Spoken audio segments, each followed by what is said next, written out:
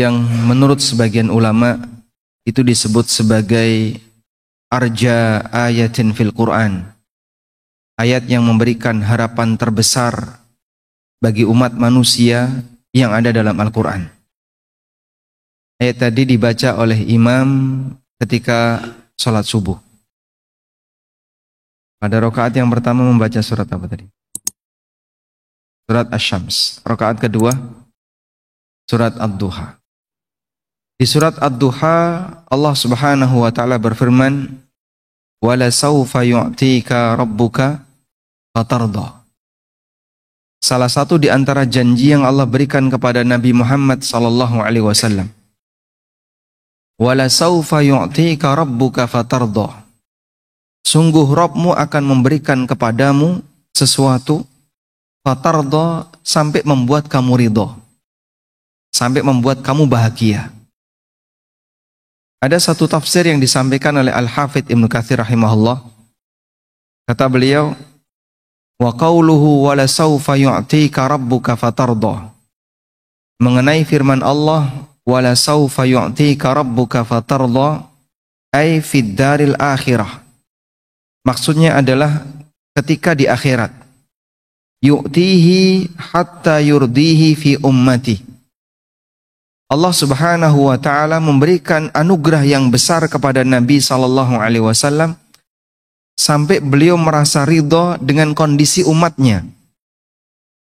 Wa fi ma a'addahu lahu minal karamah, termasuk juga balasan baik yang Allah berikan kepada beliau di hari kiamat kelak. Jadi maksudnya begini. Nabi sallallahu alaihi wasallam sangat berharap seluruh umatnya itu selamat di akhirat. Semua umatnya masuk surga, semua umatnya selamat dari neraka. Itulah harapan besar Rasulullah sallallahu alaihi wasallam. Karena kasih sayang beliau kepada umat beliau, sehingga beliau sangat ingin umatnya dalam keadaan selamat di akhirat. Allah berjanji, wala sawfa yu'tika rabbuka fatardha. Allah akan memberikan kepadamu sesuatu fatardha, sampai membuat kamu ridha. Dan tidak ada sesuatu yang membuat Nabi sallallahu alaihi wasallam merasa bahagia ketika seluruh umatnya diselamatkan oleh Allah Subhanahu wa taala dari ancaman neraka. Sehingga ini kenapa disebut sebagai ayat yang memberikan harapan terbesar, karena kita punya harapan semoga apa yang dijanjikan oleh Allah itu diwujudkan dalam bentuk umatnya diselamatkan oleh Allah Subhanahu wa taala dari ancaman neraka. Selanjutnya Bapak Ibu yang dimuliakan Allah Subhanahu wa taala, kita akan belajar tentang memperbaiki kondisi di akhir kehidupan. Karena seorang muslim yang sadar akan kehidupan yang kedua, dia meyakini balasan yang akan kita terima di kehidupan yang kedua itu tergantung pada apa jemaah? Bagaimana kondisi akhir saat kita wafat. Orang yang mati dalam keadaan baik mendapatkan husnul khatimah, maka masa silamnya yang mungkin isinya keburukan akan diampuni oleh Allah Ta'ala. Sebaliknya, orang yang mati dalam kondisi buruk, maka masa silam dia yang mungkin pernah diisi dengan kebaikan bisa jadi nggak ada artinya. Karena penentu dari kehidupan di dunia adalah apa yang berada di ujung. Sebagaimana sabda Nabi sallallahu alaihi wasallam, "Innamal a'malu bil khawatim." Sesungguhnya amal itu ditentukan dari kondisi ujungnya. Ujungnya baik, maka bagian depan dianggap baik, dan sebaliknya. Karena itu perjuangan kita untuk menjadi seorang muslim sampai kapan jamaah? Sampai di ujung. Perjuangan kita untuk jadi orang baik, perjuangan kita untuk istiqomah dalam melakukan ketaatan, perjuangan kita dalam beribadah, sampai di titik akhir kehidupan yang Allah berikan kepada kita. Jamaah dimuliakan Allah Subhanahu wa taala. Ada satu pesan yang disebutkan oleh Al-Hafidz Ibnu Katsir rahimahullah ketika beliau menjelaskan firman Allah Ta'ala, wala tamutunna illa wa antum muslimun. Jangan sampai kalian mati kecuali dalam kondisi sebagai muslim. Ini wasiat yang diberikan oleh Allah. Kalaupun kita tidak bisa istiqomah dalam bentuk melaksanakan ibadah-ibadah yang berat, nggak bisa puasa tiap hari, nggak bisa puasa Daud, nggak bisa puasa Senin Kemis sampai tua, nggak bisa rajin sholat tahajud sampai kita mendekati ajal. Minimal ada satu istiqomah yang nggak boleh hilang. Istiqomah menjadi seorang muslim. Itu perjuangan terakhir agar seorang hamba punya syarat untuk bisa mendapatkan surga. Karena hanya orang mukmin yang berhak masuk surga. Sebagaimana yang ditegaskan oleh Allah Subhanahu wa taala, bala man aslama wajhahu lillahi wa huwa muhsin falahu ajruhu 'inda rabbih wala khaufun 'alaihim wala hum yahzanun. Hanya orang yang aslama wajhahu, yang dia memasrahkan dirinya kepada Allah, dia seorang muslim, wa huwa muhsin, dan dia berbuat baik, itulah orang yang mendapatkan jaminan masuk surga. Dan Nabi SAW juga pernah menyampaikan ketika beliau berhasil menaklukkan kota Mekah, beliau mengutus beberapa sahabat untuk menyebarkan pesan di sudut-sudut kota Mekah. Kalimatnya satu, innahu la yadkhulal jannah illa mu'min. Tidak boleh ada yang masuk surga kecuali orang mukmin. Kata Abu Hurairah radhiyallahu anhu, fa unadi biha hatta sahila sauti. Aku pun meneriakkan kalimat itu di lorong-lorong kota Mekah sampai suaraku parau, sampai serak suaranya, untuk menyampaikan pesan Nabi sallallahu alaihi wasallam. Wala tamutunna illa wa antum muslimun. Jangan sampai kau mati kecuali dalam kondisi muslim. Ketika menafsirkan ayat ini, ada sebuah pernyataan yang disampaikan oleh Al-Hafidz Ibnu Katsir. Kalimat ini sangat bagus untuk kita jadikan sebagai prinsip hidup. Beliau mengatakan, man 'asha 'ala syai' mata 'alaihi, wa man mata 'ala syai' bu'itsa 'alaihi. Man 'asha 'ala syai'in mata 'alaihi, wa man mata 'ala syai'in bu'itsa 'alaihi. Siapa yang memiliki kebiasaan hidup tertentu, maka dia akan mati sesuai dengan kebiasaannya. Dan siapa yang mati dalam kondisi tertentu, maka dia akan dibangkitkan sesuai dengan kondisi saat dia mati. Sehingga ada yang sinkron antara nasib manusia di akhirat, bagaimana dia akan menghadap Allah ketika dibangkitkan oleh Allah, dengan kebiasaan baik yang dia bangun ketika dia masih hidup. Kaidah yang diberikan oleh Al-Hafidz Ibnu Katsir, man 'asha 'ala syai'in mata 'alaihi, wa man mata 'ala syai' bu'itsa 'alaihi. Siapa yang punya kebiasaan hidup tertentu, maka dia akan dimatikan sesuai dengan kebiasaan hidupnya. Dan siapa yang mati dalam kondisi tertentu, dia akan dibangkitkan sesuai dengan kondisi saat dia mati. Karena itu, ujung yang baik butuh muqaddimah. Sehingga kalau kita tadi dikasih motivasi oleh Nabi SAW, innamal a'malu bil khawatim. Yang namanya amal itu dilihat dari ujungnya. Kita juga perlu memperhatikan bahwa untuk mendapatkan ujung yang baik, perlu muqaddimah, perlu pengantar. Sebab Allah Subhanahu wa taala zat yang maha adil, dan Allah Subhanahu wa taala akan memberikan balasan kepada hambanya sesuai dengan bagaimana seorang hamba itu beramal. Baik, sekarang kita akan lihat dulu berkaitan dengan ujung yang baik. Ujung yang baik, demikianlah perjuangan seorang muslim.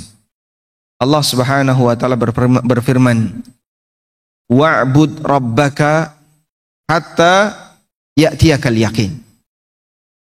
Sembahlah Rabbmu, beribadalah kepada Rabbmu, jadilah hamba Allah yang baik, hatta ya'tiyakal yaqin, sampai datang kepadamu al-yaqin.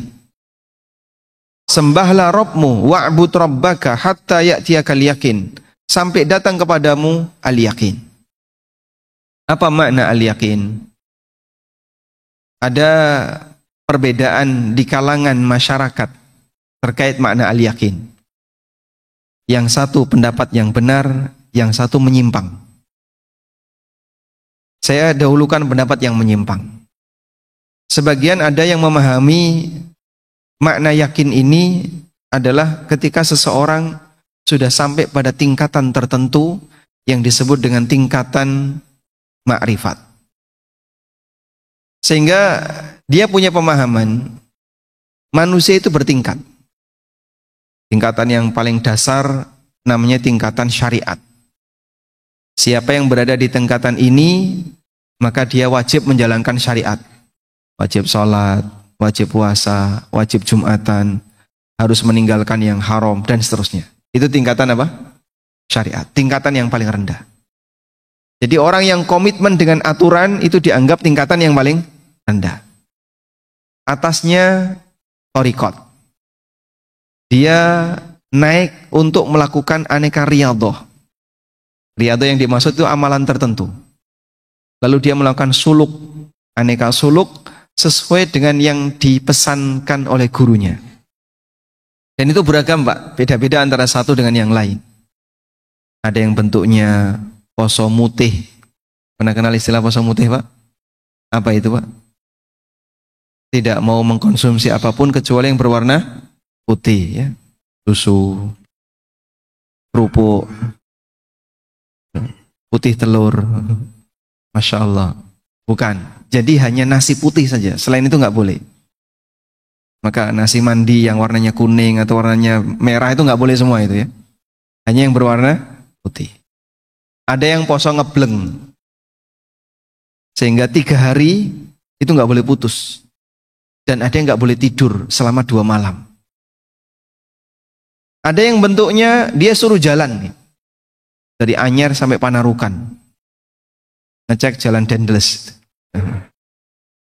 Terus nanti mampir di titik-titik tertentu.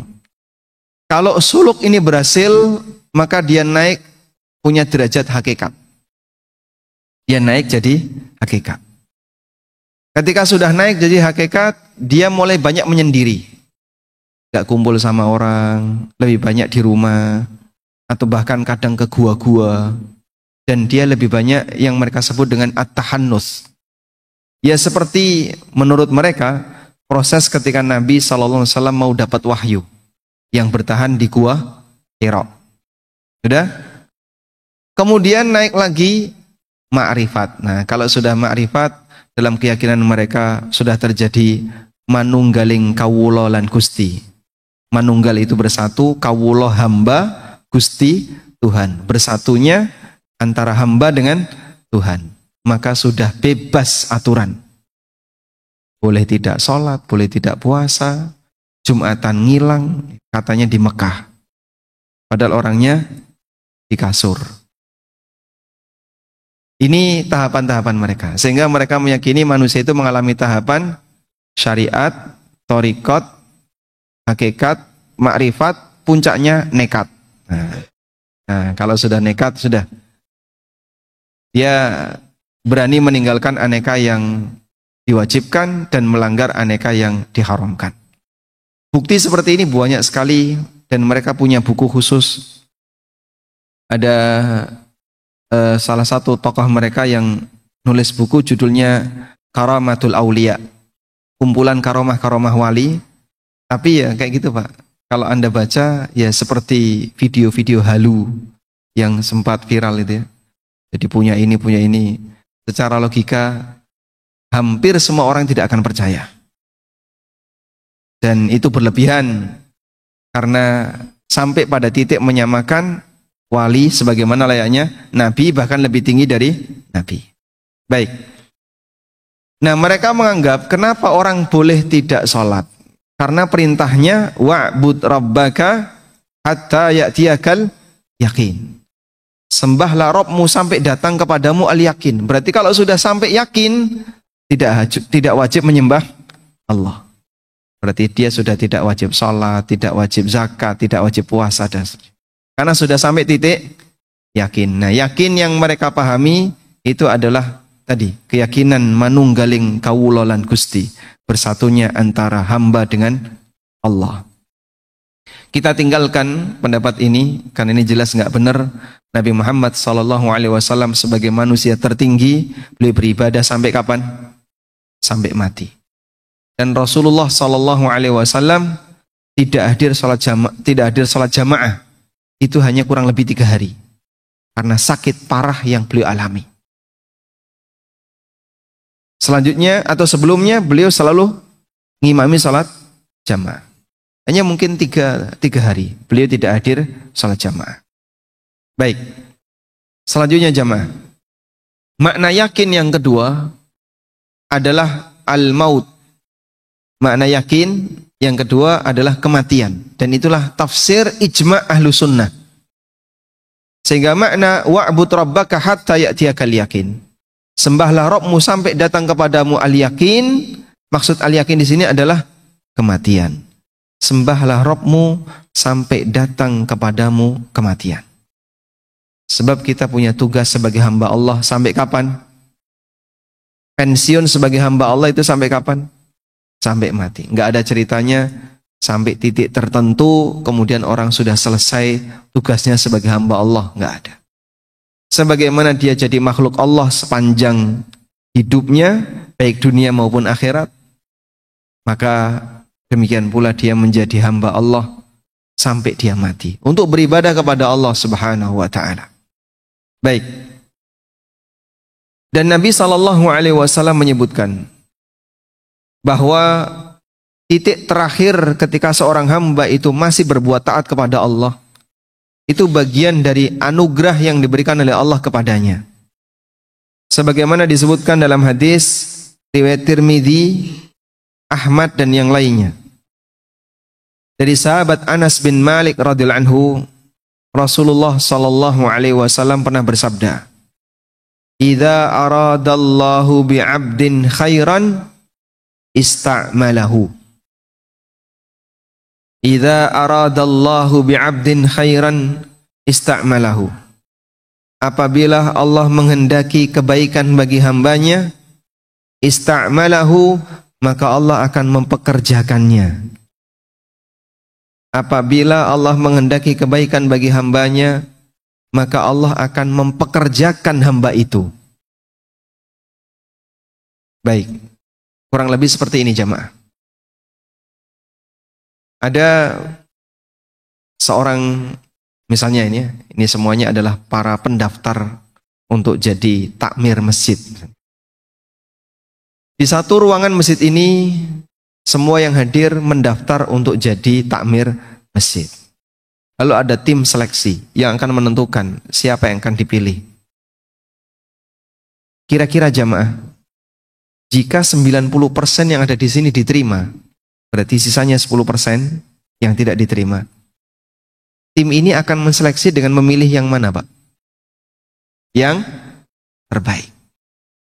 Kalau bukan yang terbaik, dia akan pilih orang yang dia mau kasih kebaikan. Misalnya, ini kasihan ya, pengangguran, dia butuh dana, dia butuh kerjaan, dia butuh ini, dia butuh. Ya sudahlah, saya terima.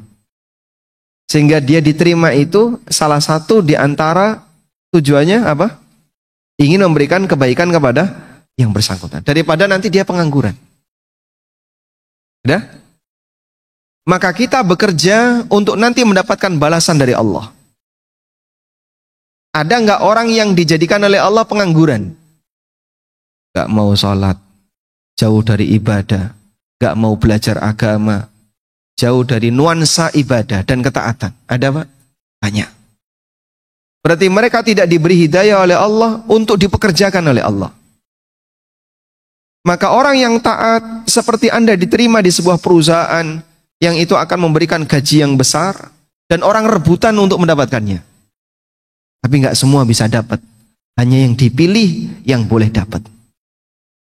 Gambaran yang diberikan oleh Nabi SAW seperti itu. Innallaha idza arada bi'abdin khairan. Ketika Allah menghendaki kebaikan bagi hambanya, ista'malahu, maka Allah akan mempekerjakan hamba itu. Jadi sebenarnya ketika seorang hamba itu berbuat ketaatan sampai di akhir hayatnya atas kebaikan dari Allah yang Allah berikan kepadanya, itu anugerah bagi sang hamba. Ibaratnya begini Pak ya, kalau orang bekerja di tempat kerja yang bagus Pak, gajinya gede, tapi nggak dapat pensiunan. Menjelang pensiun gimana Pak? Sedih nggak? Ada yang sedih, wah nanti saya jadi kehilangan pekerjaan. Terus kayak kalau pensiun ngapain? Sementara saya nggak dikasih apa-apa, tapi di situ gajinya gede. Anggaplah sebulan 500 juta. Tapi sudah bersih ya, dan Bapak nanti pensiun di usia 50 tahun. Udah? Ketika dia bekerja, dia masih bisa menikmati hasil itu. Begitu mendekati 50 tahun, dia sudah ketar-ketir nih. Maka dia sudah berpikir, apa yang harus saya lakukan untuk tetap bisa bertahan mendapatkan penghasilan? Karena dia nggak ingin begitu di ujung putus kebaikan yang dia dapatkan. Maka hal yang sama seperti interaksi kita dengan Allah Subhanahu wa taala. Seorang hamba ketika Allah kehendaki untuk menjadi baik, maka Allah akan pekerjakan dia sampai akhir hayat. Para sahabat bertanya, bagaimana Allah mempekerjakan hambanya ya Rasulullah? Apa yang dimaksud Allah mempekerjakan hambanya itu ya Rasulullah? Kemudian Nabi SAW bersabda, yuwaffiquhu li'amalin salih qabla al-maut.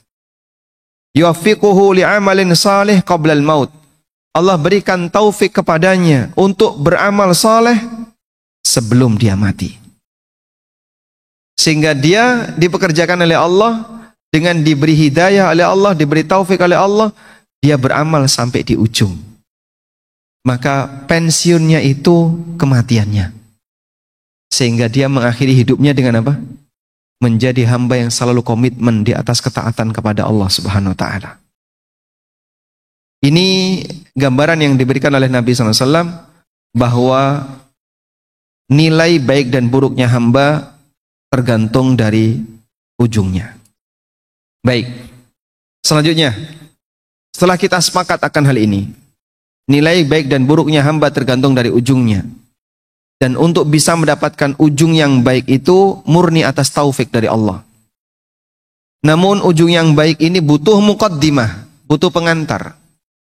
Kalau pengantar hidupnya baik, maka nanti ujungnya akan diberi kebaikan oleh Allah dan sebaliknya. Berarti kita perlu melakukan perjuangan untuk menuju pengantar itu. Apa yang bisa kita lakukan jamaah agar kita bisa mendapatkan ujung yang baik dalam kehidupan kita? Ada beberapa hal yang bisa kita lakukan. Yang pertama Bapak Ibu, kita lebih fokus terhadap diri kita sendiri. Kita lebih fokus untuk memperbaiki diri daripada ngurusi bagian yang mungkin kita tidak terlalu berkepentingan dengannya. Ada satu kebiasaan baik yang dilakukan oleh orang saleh di masa silam. Ini pernah disampaikan oleh Imam Malik bin Anas. Beliau pernah mengatakan, para ulama itu sebagai bekal agar punya kebiasaan baik di usia tua, pendidikan bagi dirinya, mereka itu mendidik pribadinya sejak usia 40 tahun. Karena manusia kalau sudah mencapai usia 40 tahun, sudah tidak akan berubah karakternya. Sehingga kebiasaan yang dia lakukan sepanjang hidup, begitu sudah masuk 40 tahun, apapun yang masih rajin dikerjakan di 40 tahun, itulah yang akan dibawa sampai ujung hayatnya. Imam Malik mengatakan, adraktu ahlal ilmi bi baladina wa hum yatlubuna dunya wa yukhalituna an-nasa hatta ya'tiya li ahadihim 40 sanatan fa idza atat alaihim i'tazalun nas. Kami menjumpai beberapa ulama, mereka sibuk dengan kebiasaan aneka kehidupan dunia. Mereka sibuk mencari dunia. Mereka sibuk berinteraksi dengan banyak orang, nyaliling kemana-mana, membangun bisnis. Sampai ketika sudah mencapai usia 40 tahun, mereka mengurangi semua aktivitas itu. Lebih fokus untuk persiapan dengan ibadah-ibadah sebagai bekal di hari tua. Karena orang kalau sudah mencapai 40 tahun, dia sudah dikatakan dalam Al-Quran, balagha asyuddahu, sudah mencapai puncak kedewasaan. Sebagaimana yang Allah Subhanahu wa taala firmankan di surat Al-Ahqaf ayat 15. Di surat Al-Ahqaf ayat 15 Allah berfirman, "Wassaynal insana biwalidayhi ihsana. Amalathu ummuhu kurhan wa wada'athu kurha." Kami wasiatkan kepada manusia untuk berbakti kepada kedua orang tuanya. Ibunya hamil dia dalam kondisi berat. Wa wada'athu kurhan, dan ibunya melahirkan dia dalam kondisi kepayahan. Wa hamluhu wa fisaluhu 30 syahran. Kemudian masa hamil sampai menyapih selama 30 bulan. Hatta idza balagha asyuddahu wa balagha arba'ina sanatan qal. Sampai ketika manusia ini mencapai puncak kedewasaan, mencapai 40 tahun. Sehingga ayat ini menegaskan bahwa puncak kedewasaan hamba itu di usia 40 tahun. Nabi Muhammad SAW diutus oleh Allah di usia 40 tahun. Makanya kalau misalnya ini dijadikan standar ya, untuk boleh jadi pemimpin harus di usia 40 tahun, itu ideal. Karena demikianlah karakter manusia. Di usia 40 tahun itu puncak kedewasaan. Baik. Dalam posisi ini ketika 40 tahun belum ada perubahan, Pak. Misalnya 40 tahun masih senang tontonannya nggak dijaga dengan baik, makanannya nggak dijaga dengan baik, aktivitasnya nggak dijaga dengan baik. Lanjutannya itu akan dibawa sampai mati. Sehingga pendidikan di usia 40 tahun itu batas. Apakah nanti akan dia bawa sampai di ujungnya, seperti apa perbuatannya, itu batasnya di usia 40 tahun. Baik. Karena itu jamaah, kita harus sudah bisa mulai untuk memikirkan diri kita. Anda mendidik diri sebagai bekal di usia mendekati ajal. Kalau kita mendidik anak-anak kita yang masih kecil, SD, SMP, SMA, doktrin kita kepada mereka kan begini ya, kamu harus belajar, ini nanti sebagai bekal ketika kamu dewasa. Sudah? Apakah kalau sudah dewasa berhenti belajar? Belum. Yang dewasa harus belajar sebagai bekal nanti kamu menuju usia tua. Sebab ketika dewasa ini dia masih punya kebiasaan buruk, bagian inilah yang nanti akan dibawa sampai ujung hayatnya. Bagian ini yang nanti akan dibawa sampai ujung hayatnya. Baik. Karena itu jika sudah mendekati usia lanjut 40, 60 ke atas, sudah mulai fokus pada hal yang sifatnya bermanfaat untuk pribadi. Mohon maaf, saya sedikit menyinggung bagi mereka yang sudah usia pensiun. Kadang orang mengalami sindrom di usia akhir ya. Sehingga begini Pak, dia sudah pensiun. Dulu dia di kantor punya jabatan. Di instansi tempat dia kerja punya jabatan. Sekarang sudah nggak dipakai. Dia sudah nggak punya jabatan, bahkan pekerjaannya dia sudah berhenti. Di masyarakat mungkin dia sudah nggak dipakai jadi ketua RT, nggak dipakai jadi ketua RW, bahkan penasihat PKK pun nggak dipakai. Sudah? Tapi kadang hasrat dia untuk selalu, saya pingin di depan, saya pingin jadi pemegang keputusan dan seterusnya. Itu belum hilang. Dalam posisi ketika hasrat seperti ini belum hilang, di kantor sudah nggak dipakai, tempat kerja sudah nggak dipakai, di lingkungan sudah nggak dipakai, sasarannya apa? Masjid. Sehingga pokoknya saya harus jadi ini saja. Ada kayak gitu Pak? Nggak ada ya? Masya Allah. Baik. Ada yang seperti itu. Sehingga kadang ada orang yang dia pengen selalu gimana caranya agar saya selalu di depan, agar saya selalu menjadi pemimpin dan seterusnya. Nah, barangkali kita perlu berpikir, apa manfaatnya? Sehingga kita harus rebutan untuk berada di depan. Suaranya harus selalu didengar. Barangkali kita perlu berpikir, gesekan-gesekan semacam ini perlu diakhiri. Karena sebentar lagi kita mau pulang menuju Allah Ta'ala selamanya dan tidak akan balik. Maka jangan nambahi beban dengan memperbanyak gesekan. Sebab gesekan itu pasti akan menimbulkan dosa. Sehingga mulailah untuk berpikir, saya lebih dari sebatas orang dewasa. Saya sudah lanjut usia, dan sebentar lagi saya mau pulang untuk selamanya. Saya butuh bekal banyak. Jangan sampai nambahi beban yang justru menghalangi aktivitas untuk ibadah. Karena kalau orang itu sudah bermusuhan dengan yang lain jamaah, ibadahnya rasanya nggak nyaman. Mau ke masjid, nanti ketemu ini nggak cocok. Ketemu ini nggak cocok. Begitu Pak ya? Saya pernah dapat cerita ya. Ada bapak-bapak yang usianya semuanya 70-an. Beliau jadi takmir itu berapa periode? Mungkin 3 atau 4 periode gitu ya. Sampai akhirnya beliau sendiri merasa capek gitu ya. Kemudian menyerahkan ke yang lebih muda. Sudah, akhirnya diputuskan dalam rapat, ketua takmir diganti. Begitu beliau diganti, ternyata memberikan efek perasaan. Ngilang dari masjid, Pak. Padahal dulu yang datang pertama, dulu yang beliau berusaha untuk buka pintu pertama, selalu datang pertama. Bahkan kadang yang adzan dan yang imam. Sehingga beliau termasuk orang yang rajin. Begitu nggak jadi ketua takmir, ngilang.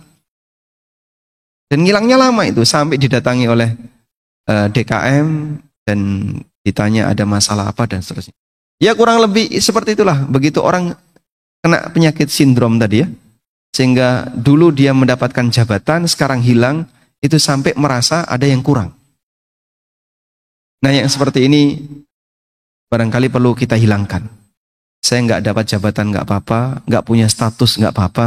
Saya lebih butuh bekal untuk menghadap Allah karena saya sebentar lagi mau pulang. Makanya kalau sudah lanjut usia, kok masih senang debat untuk hal yang tidak bermanfaat, ya mohon maaf, seharusnya dia mulai berpikir, kamu sebentar lagi mau pulang, jangan cari beban. Buat hidup ini lebih ringan, jangan malah cari musuh, banyak gesekan yang justru akan menghalangi ketika kamu ingin beribadah kepada Allah Subhanahu wa taala. Baik. Kemudian yang kedua jamaah, berlatih membiasakan amal soleh yang bisa dirutinkan. Berlatih membiasakan amal soleh yang bisa dirutinkan. Allah Subhanahu wa taala berfirman, illal ladzina amanu wa 'amilus solihati falahum ajrun ghairu mamnun. Kecuali orang yang beriman dan beramal saleh, maka mereka akan mendapatkan ajrun ghairu mamnun, pahala yang ghair mamnun. Ghair mamnun artinya apa, Dek? Kok ditanya garuk-garuk kenapa ya? Artinya tidak pernah putus. Falahum ajrun ghairu mamnun, mereka akan mendapatkan pahala yang tidak pernah putus. Apa yang dimaksud orang yang beriman dan beramal saleh dapat pahala yang tidak pernah putus? Al-Qurtubi dalam tafsirnya mengutip keterangan Ad-Dhahhak. Ad-Dhahhak ini ulama tabi'in. Beliau menyebutkan, Ad-Dhahhak menyebutkan tafsir Ibnu Abbas. Kata Ibnu Abbas radhiyallahu anhu, Ini adalah anugerah yang diberikan oleh Allah Subhanahu wa taala kepada kaum mukminin. Faman amila salihan fi syababihi. Barang siapa yang rajin beramal saleh ketika masih muda. Ajrallahu lahu ma kana ya'maluhu fi syababihi inda haramihi. Allah Subhanahu wa taala akan tetap memberikan pahala kepadanya sebagaimana rutinitas amal soleh yang dia lakukan ketika masih muda, saat dia di usia tua. Allah Ta'ala akan tetap memberikan pahala kepada hamba ini saat dia di usia tua, sebagaimana kebiasaan amal soleh yang dia lakukan di usia muda. Maksudnya kayak gini Pak, fisik ini Pak, makin lama makin sempurna atau makin berkurang? Makin berkurang.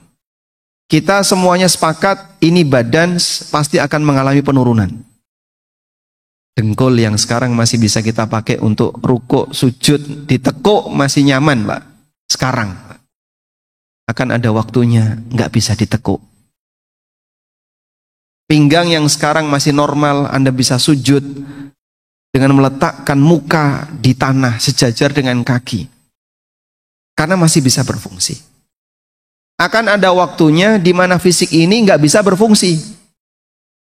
Sehingga diajak ke masjid nggak bisa. Diajak sholat nggak bisa dengan sempurna. Nggak bisa rukuk sujud, bisanya di atas kursi. Yang dulu ketika masih muda, masih bisa diajak untuk berpuasa. Di usia lanjut, puasa rasanya berat. Saya kalau puasa, sudah begitu duhur itu demam. Saya pernah dapat, ada bapak-bapak usia 60-an ya. Beliau kalau puasa, asar ke atas itu badannya gergesi Pak, demam. Terus gimana? Sampai pada titik tertentu dia nggak sanggup puasa. Maka pada kondisi ketika badan ini sudah nggak bisa diajak untuk melakukan ketaatan, nggak bisa diajak ke masjid, nggak bisa diajak puasa, nggak bisa diajak ini, Allah tetap memberikan pahala sebagaimana kebiasaan dia di usia muda. Walaupun dia tidak beramal. Sesuai dengan apa? Amal soleh yang menjadi kebiasaannya ketika di usia muda. Makanya ibadah, kalau ada orang bilang ya, olahraga itu tabungan kesehatan di hari tua, ibadah itu tabungan ketaatan di hari tua. Sehingga kalau Bapak punya beberapa amal rutin ya, rutin misalnya sholat tahajud, rutin duha, rutin puasa Senin Kemis, rutin-rutin yang lain, sudah? Sampai titik tertentu kita nggak bisa, sudah Pak, saya sudah nggak sanggup lagi, badan sudah nggak bisa diajak untuk itu, ke masjid saja nggak bisa. Maka yang dulu menjadi rutinitas dia, pahalanya tetap mengalir. Falahum ajrun ghairu mamnun. Allah memberikan kepadanya pahala yang tidak pernah putus. Baik, selanjutnya yang terakhir. Memperbanyak taubat kepada Allah dan memperbaiki sisa usia. Dengan mengubah kebiasaan, meninggalkan bagian-bagian yang buruk, dan mempertahankan yang baik. Mungkin kita nggak bisa nambah, tapi minimal mempertahankan. Tapi yang buruk tinggalkan. Ilustrasinya seperti ini Pak. Kita kalau mau sholat, sebelumnya disuruh apa Pak? Bersuci. Entah berwudu, mandi, atau tayamum bagi yang punya uzur. Sehingga sebelum menghadap Allah, bersuci. Ketika orang mau beribadah di pusat kiblat, di mana? Di Ka'bah. Persiapannya dari mana? Dari Mikot. Madinah itu jaraknya 450 kilo. Dzulhulaifah, Bir Ali. Maka dia sudah persiapan dari Mikot, sudah pakai kain ihram, meninggalkan semua larangan karena mau menghadap Allah di titik kiblat.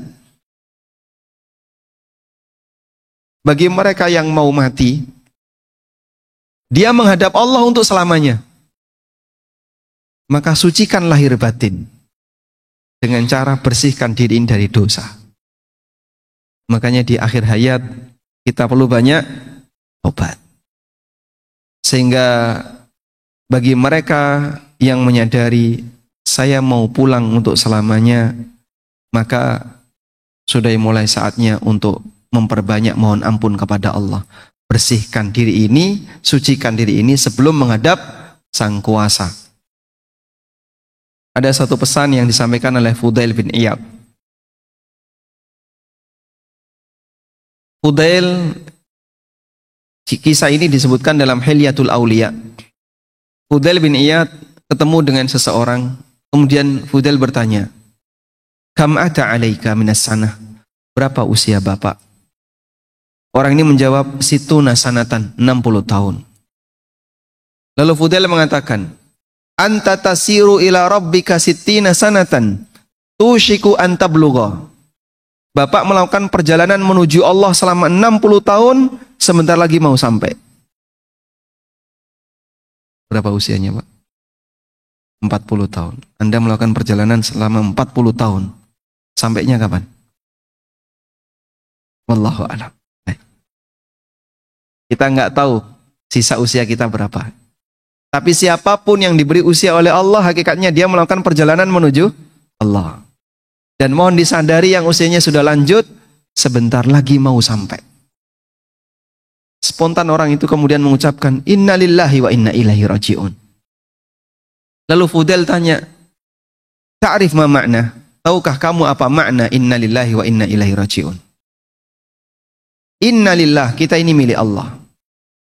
Wa inna ilaihi abidun, maka kita wajib hanya menyembah kepada Allah, karena kita ini milik Allah. Wa inna ilaihi raji'un, dan kita akan kembali kepada Allah.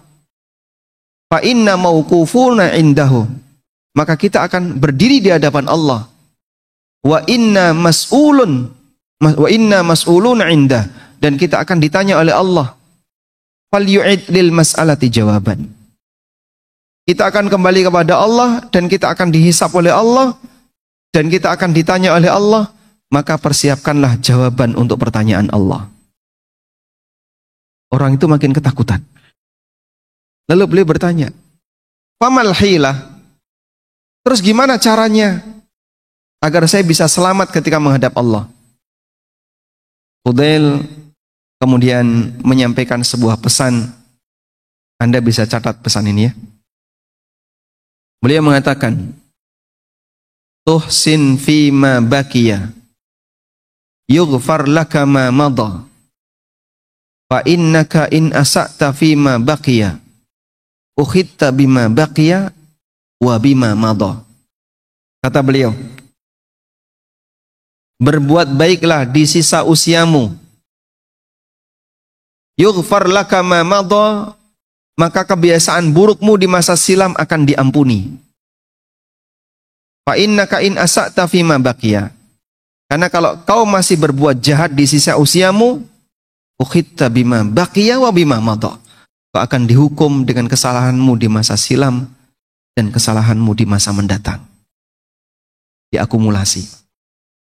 Tapi kalau di bagian akhir baik, yang dulu akan diampuni. Wallahu a'lam. Walhamdulillahirabbil alamin. Demikian yang bisa kita sampaikan. Semoga bermanfaat. Wassallallahu ala nabiyyina Muhammadin wa ala alihi wa sahbihi wasallam.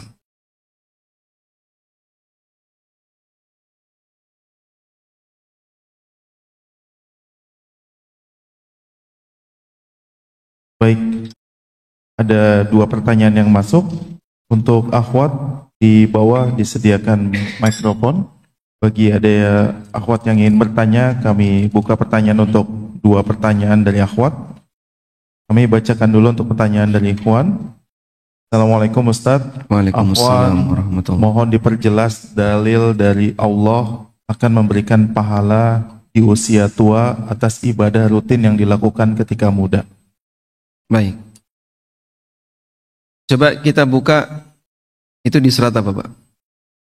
Illal ladzina amanu wa amilus solihati falahum ajrun ghairu mamnun. Surat At-Tin. Kita buka surat At-Tin. Illal ladzina amanu wa amilus solihati falahum ajrun ghairu mamnun. Nah. Di surat At-Tin, ayat yang tadi kita baca, dalam tafsir Al-Qurtubi, beliau mengatakan, Wa rawa Ad-Dhahhak anhu. Ad-Dhahhak seorang ulama tabi'in meriwayatkan dari Ibnu Abbas. Di mana Ibnu Abbas mengatakan, "Idza kana al-'abdu fi shababihi katsiras salati, katsiras siyami was sadaqah." Apabila seorang hamba di usia mudanya, dia banyak salat, dia rajin puasa, dia rajin sedekah. Tsumma dha'ufa amma kana ya'malu fi syababihi. Kemudian dia sudah tidak sanggup lagi untuk melakukan rutinitas yang dulu pernah dia kerjakan di masa muda. Ajrallahu azza wa jalla lahu ma kana ya'malu fi syababihi. Maka Allah akan memberikan pahala sebagaimana rutinitas dia ketika dia masih muda. Ini keterangan tafsir dari Ibnu Abbas.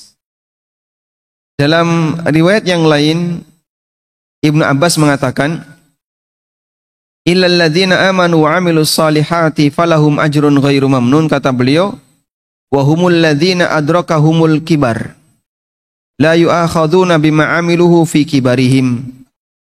Mereka adalah orang yang sudah tua, maka dalam posisi ini mereka tidak akan dihukum dengan perbuatan yang dia kerjakan di usia tua karena dia punya kebiasaan baik yang dia kerjakan di usia muda. Maka Allah Ta'ala mencatat kebaikannya, wa tumha anhum sayyi'atuhum, dan dihapuskan dosa-dosanya. Allah ampuni karena dia masih punya kebiasaan baik di usia tuanya.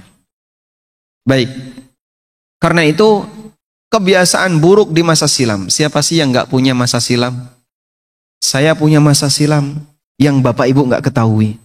Anda punya masa silam yang tidak diketahui oleh orang lain. Dan mungkin di antara kita punya masa silam yang kelam. Tapi mungkin tidak lebih gelap dibandingkan masa silamnya sahabat. Di antara mereka ada yang pernah mau membunuh Nabi SAW. Membenci Rasulullah SAW, berbuat syirik, minum khamr, berzina, dan seterusnya. Sebagaimana kebiasaan masyarakat jahiliyah pada umumnya. Dulu pernah memusuhi Rasulullah SAW, tapi ketika jadi sahabat, mereka jadi pahlawan-pahlawan dalam Islam. Oleh karena itu, kita tidak sedang larut dengan masa silam. Semua punya masa silam. Tapi kita sedang memikirkan bagaimana kondisi masa mendatang dan perjuangan sampai di ujung usia. Dan demikianlah pesan yang diberikan oleh Ibnu Abbas. Kalau orang punya aktivitas baik di masa muda, sampai pada titik tertentu dia nggak sanggup lagi melakukannya karena sakit disebabkan usia, pahalanya tetap mengalir. Wallahu a'lam. Pertanyaan kedua. Assalamualaikum warahmatullahi wabarakatuh. Waalaikumsalam. Semoga Allah selalu merahmati Ustadz dan seluruh umat muslim. Bagaimana cara taubat yang benar? Apa hanya dilakukan kalau ingat dosa saja atau bisa setiap saat? Yang kedua, apakah sholat khusus taubat itu ada? Bagaimana cara taubat ketika berdosa? Apakah hanya dilakukan saat ingat dosa saja? Perintah taubat yang Allah sebutkan dalam Al-Quran yang sempurna adalah taubat nasuha. Ya ayyuhalladzina amanu tubu ilallahi taubatan nasuha. Wahai orang yang beriman, bertobatlah kepada Allah dengan taubat nasuha. Taubat nasuha adalah taubat yang menyebabkan pelakunya punya tekad kuat untuk tidak kembali melakukan perbuatan maksiat itu. Dia menyesali perbuatan maksiat itu dan bertekad untuk tidak melakukannya kembali. Demikianlah kunci dari taubat nasuha. Nah, tentu saja penyesalan itu muncul karena dia teringat dengan dosa yang dia lakukan. Kalau kemudian sifatnya global, mungkin penyesalan itu tidak timbul. Tapi kalau teringat misalnya, kenapa dulu saya pernah melakukan ini? Kenapa pernah melakukan ini? Contoh sederhana. Setelah dia paham tentang bahaya riba, paham tentang dosa riba, dia teringat dulu saya pernah transaksi riba. Saya pernah berbuat riba dan seterusnya. Saya pernah bermuamalah riba. Terus dia nyesal banget. Saya menyesal sekali kenapa dulu saya seperti itu.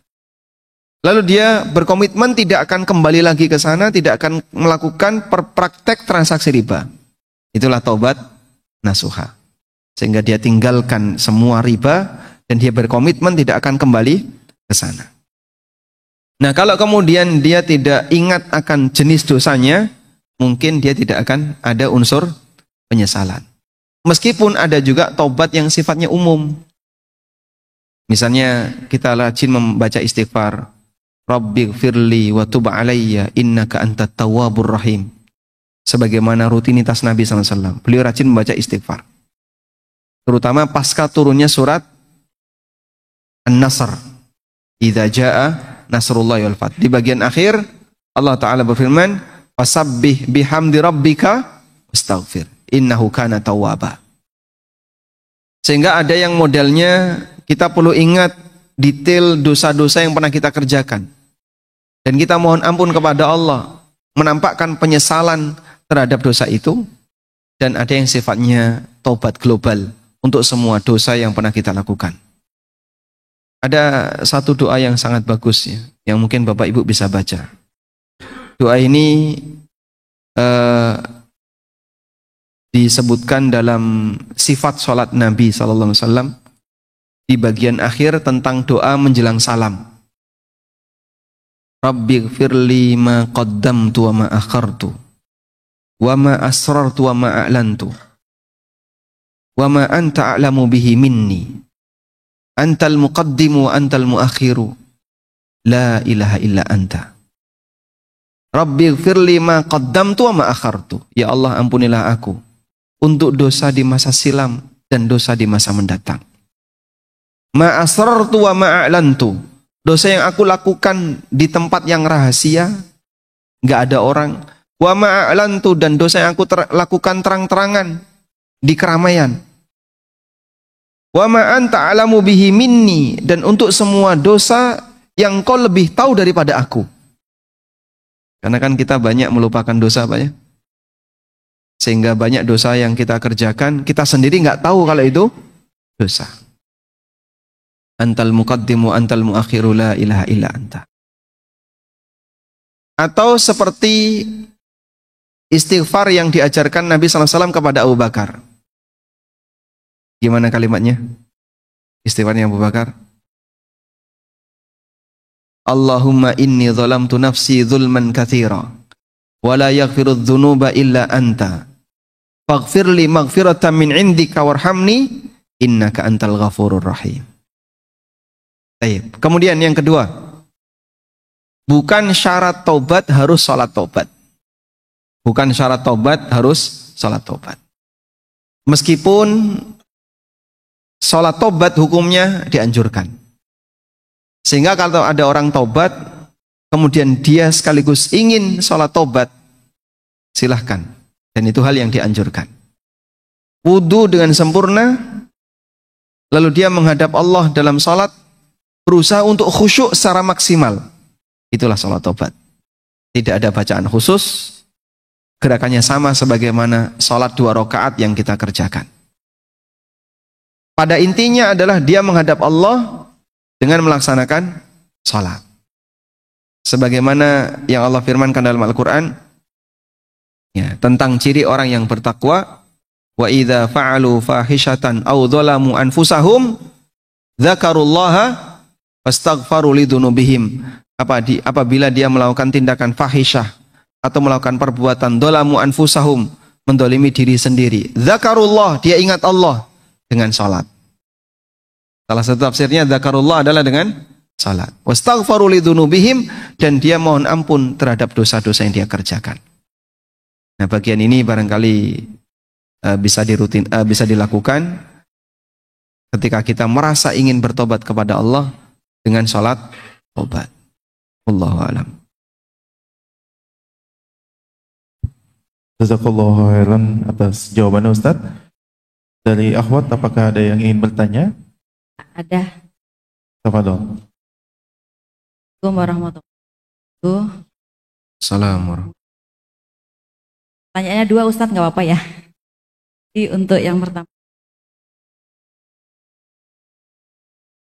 kita di usia muda kita itu tidak rajin ibadah, bahkan belum menggunakan hijab gitu ya. Tapi ketika usia 40 itu langsung berbalik, sudah menggunakan dan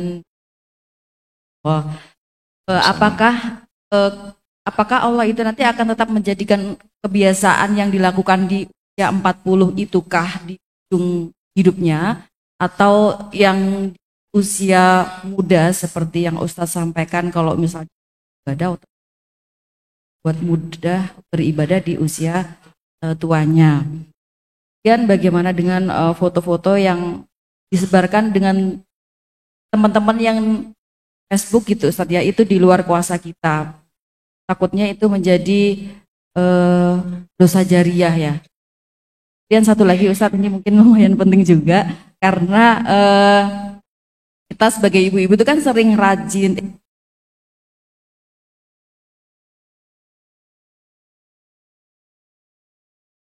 Suaranya putus ya.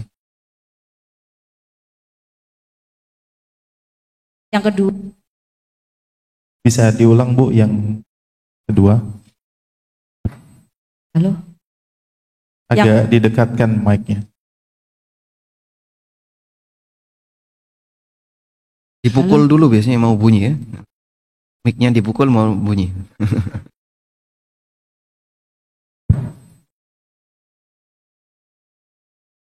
Kedua, Ustadz,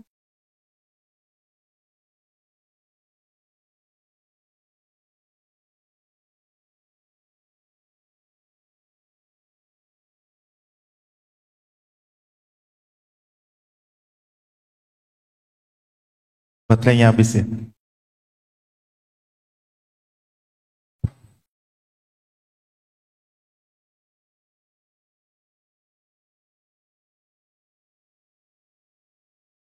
Baik, kita coba bahas yang pertama dulu ya.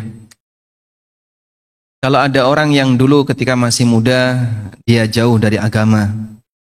Bahkan waliyadzubillah, aneka kemaksiatan mungkin dia lakukan. Lalu alhamdulillah di bagian akhir dari hidupnya Allah kasih hidayah, kemudian dia berubah. Sekarang sudah mulai banyak melakukan ketaatan, mengikuti sunnah, rajin belajar agama dan seterusnya. Selanjutnya beliau mempertanyakan nanti di ujung usianya itu bagaimana? Amal mana yang akan dipilih oleh Allah untuk menjadi bagian ujungnya? Kita husnudzon kepada Allah. Pertama, saat Anda diberi hidayah, jadikan itu sebagai nikmat terbesar. Walhamdulillah, dengan selalu mensyukuri Allah. Alhamdulillah saya dikasih hidayah, alhamdulillah saya dikasih hidayah. Karena kita tahu bahwasanya dengan syukur Allah akan menambahkan nikmat. Jangan sampai melupakan nikmat hidayah. Kalau kita ingin agar hidayah itu tetap bertahan pada diri kita. Sehingga sadarilah bahwasanya bisa bergabung di komunitas, mau belajar agama, dekat dengan orang-orang yang mau memperhatikan agama, itu adalah nikmat dari Allah. Ada beberapa kejadian di mana orang yang dulunya berilmu, tapi di akhir hayatnya dia ateis, menyimpang. Seperti Abdullah Al-Qasimi. Dia menulis sebuah buku, yang buku itu sampai dikatakan oleh para ulama, laqad ishtara bi kitabil jannah. Orang ini telah membeli surga, dibayar pakai bukunya. Bukunya bagus sekali, judulnya As-Sira' Bainal Islam wal Wathaniyah. Perhelatan antara Islam dengan ajaran paganisme. Dan buku itu sering jadi referensi dalam kajian-kajian tauhid. Tapi di akhir hayatnya Abdullah Al-Qasimi ini ateis, matinya ateis. Syekh bin Baz pernah ditanya, kok bisa ada orang seperti itu? Lalu beliau memberikan kesimpulan, bisa jadi dia tidak mensyukuri hidayah. Lalu Allah cabut hidayah itu. Karena orang ketika tidak bersyukur kepada nikmat, bisa jadi nikmat itu dicabut. La in syakartum la azidannakum wa la in kafartum inna adzabi lasyadid. Kalau kalian bersyukur terhadap nikmatku, aku akan tambahkan. Kalau kalian kufur, ingat adabku berat. Dan bentuk adab itu adalah nikmat itu dicabut. Maka kalau kita sadar hidayah ini nikmat, selalu ingat-ingat Bapak Ibu. Alhamdulillah, Alhamdulillah saya diberi nikmat oleh Allah. Jadi jangan sampai kita merasa kita punya jasa, kita bisa taat, tapi kita taat karena murni hidayah dari Allah Subhanahu wa ta'ala. Ini nikmat Allah. Ini bentuk husnudzon kita kepada Allah. Jadi kita syukuri nikmat itu. Kemudian yang kedua, pasang husnudzon berikutnya adalah kita yakin kalau saya berbuat baik, Allah pasti akan berikan balasan yang baik. Karena Allah nggak ingkar janji. In ahsantum ahsantum li anfusikum. Kalau kau berbuat baik, hakikatnya kau berbuat baik untuk dirimu sendiri. Sehingga kita terus menjaga kebaikan itu. Semoga Allah pilih amal baikku inilah sebagai amal penghujung hidupku. Itu sebagai bentuk husnudzon kepada Allah Subhanahu wa ta'ala. Baik, sehingga dengan husnudzon itu sama dengan menjaga semangat. Kita menjaga semangat. Bapak kalau disuruh kerja oleh seseorang, ayo Pak, Bapak saya terima kerja di tempat saya, part time nggak apa-apa, nanti boleh dikerjakan di rumah. Dapatkan gaji, misalnya pakai selebaran yang di perempatan-perempatan ya. Dapatkan gaji 6 juta per bulan. Ya. Ada orang yang tertarik karena dia pengangguran. Baiklah saya bekerja. Tapi sampai detik-detik terakhir kok kayaknya nggak ada tanda-tanda mau dibayar. Gimana kira-kira? Mutung dia. Dia akan mutung, pesimis. Karena dia suudzon sama yang menawarkan pekerjaan. Ketika dia sudah bekerja sekian hari, kok kayaknya nggak ada tanda-tanda mau dikasih. Kira-kira gimana? Berhenti dia. Kita sebagai hamba Allah yang husnudzon kepada Allah yakin, kalau saya rajin pasti Allah akan kasih dengan kebaikan. Itulah husnudzon. Tapi yang suudzon kadang mutung. Dia sudah beribadah, sudah rajin beramal soleh, tapi kok rezeki masih seret. Ya. Pekerjaan susah, gaji nggak tambah-tambah, utang makin banyak, anak sakit-sakitan. Akhirnya apa? Dia berhenti untuk melakukan ketaatan. Dan banyak orang seperti itu Pak. Sampai jadi novel kalau nggak salah ya. Tuhan izinkan aku untuk apa istilahnya? Izinkan aku untuk durhaka. Sehingga menurut dia, saya sudah lama bekerja untuk Tuhan, tapi nggak ada perubahan hidup. Maka saya menarik diri untuk bekerja dari Tuhan, dan saya bekerja untuk diri saya sendiri. Padahal hakikatnya ketika dia tidak taat kepada Ar-Rahman, dia mentaati setan. Karena nggak mungkin dia ketika meninggalkan ketaatan kepada Allah, kemudian dia lepas. Nah, hakikatnya dia mengikuti hawa nafsunya dan mentaati setan. Baik, karena itu Anda husnudzon bahwasanya Allah akan memberikan yang terbaik ketika kita menjaga ketaatan. Lupakan masa silam karena kita tidak sedang diajarkan untuk tenggelam dengan masa silam. Tatap masa depan, semoga di depan makin cerah dengan banyak melakukan aneka ibadah dan ketaatan. Wallahu alam. Nah, untuk foto-foto di medsos, baik bapak maupun ibu ya, yang punya foto nggak karuan atau yang karuan, itu tolong segera dihilangkan semuanya. Bagaimana Pak kalau foto itu ada sama teman dan seterusnya? Anda sampaikan ke mereka, tolong foto saya ini dihilangkan. Saya nggak ridho kalau ini ada. Oh, tapi kan fotomu bareng saya, kan? Kalau dihilangkan nanti saya ikut hilang. Ya sudah, gambar saya di crop. Kalau tinggal kamu kan terserah kamu. Tapi saya nggak ridho kalau foto itu disebarkan. Kalau Anda sudah memperjuangkan itu, kok masih ada penyalahgunaan yang dilakukan oleh orang lain yang menanggung dosa yang menyalahgunakan. Wallahu ta'ala alam. Baik. Cukup. Sambungan yang tadi. Iya. Terakhir ya Bu. Ya. Jadi ini terkait mungkin saya terutama ya, ke ibu-ibu yang lain, bagaimana hukumnya kita itu belanja di pasar yang sekarang itu banyak beredar di pinggiran jalan atau bagian jalan. Apakah itu hukumnya halal atau haram ya Ustadz? Karena kan cara tidak langsung ya, karena pasarnya itu memang di jalanan itu, walaupun nggak di tengah, tapi kan sudah makan badan jalan gitu. Mungkin kadang juga ada yang jualan buah di pickup itu kan dia juga dibanyakan bagian jalan gitu ya. Apakah kita halal gitu ya untuk belanja atau beli di jalanan? Waalaikumsalam warahmatullahi wabarakatuh. Secara aturan boleh nggak Pak? Nggak boleh. Nggak boleh, tapi kita semuanya mendukung ya. Karena kan banyak orang yang berpikir daripada saya ke pasar yang jauh, ini di depan rumah, dekat rumah ada, kan gitu. Sehingga dia sendiri juga nggak mempermasalahkan, pemerintah juga kadang tidak mempermasalahkan. Dipermasalahkan nggak sama pemerintah? Tidak, ditindak nggak ya? Dibiarin aja. Baik, jadi kata kuncinya begini. Wilayah yang itu menjadi tempat umum, ada 3 hal yang perlu kita bedakan. Memiliki, menguasai, memanfaatkan.